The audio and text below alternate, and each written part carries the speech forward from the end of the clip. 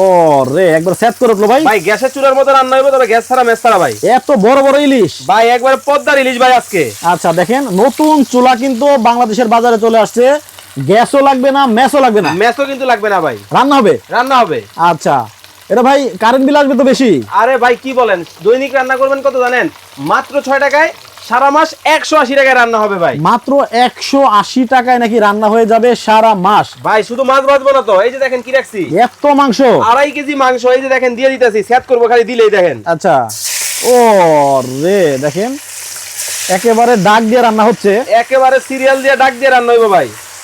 আচ্ছা আচ্ছা, মানে ইলেকট্রিক তো, তাই না? জি অবশ্যই ইলেকট্রিক চুলা ভাই। আচ্ছা, আবার কিছুদিন পরে যদি নষ্ট হয়ে যায়? ভাই ওয়ারেন্টি গ্যারান্টি আছে, টেনশন নেওয়ার কোনো কারণ নাই ভাই। আচ্ছা, তাহলে ভাই এটার মধ্যে কি খালি তরকারি রান্না করা যায়? এই যে কাছে আসেন, এই পাশে আসেন, এইখানে কি ভাই ভাত? ভাত রান্না করছি একটু আগে। আচ্ছা, অনেকেই বলবেন যে শুধুমাত্র তরকারি রান্না করা যাবে কিনা, এটার মধ্যে কিন্তু ভাতও রান্না করা যায়। দেখেন দেখেন চমৎকার ভাবে ভাত কিন্তু রান্না করলাম। এখন আমি এই যে দেখেন তরকারি একটু লাড়া দিয়ে দেই। আচ্ছা, ওয়াও, দেখেন কালারটা কি খুবই চমৎকার, খুবই সুন্দর। ভাই এই যে মাছটা তো পুড়ে গেল। ভাই কিসের পুরা লাগালাগির কথা কইতেছেন আপনি? এই যে দেখেন কত সুন্দর কালার হয়েছে, দেখছেন কত সুন্দর কালার চলে আসে দেখেন। একেবারে কোনো ধরনের গ্যাসও লাগবে না, কোনো ধরনের ম্যাসও লাগবে না ভাই। আচ্ছা, আসলে কি ভাই 180 টাকায় রান্না হবে? ভাই এনার্জি সেভিং চুলা আইছে বাংলাদেশের বাজারে লেটেস্ট মডেলের মধ্যে। কিন্তু একটা খটকা লাগলো। বলেন।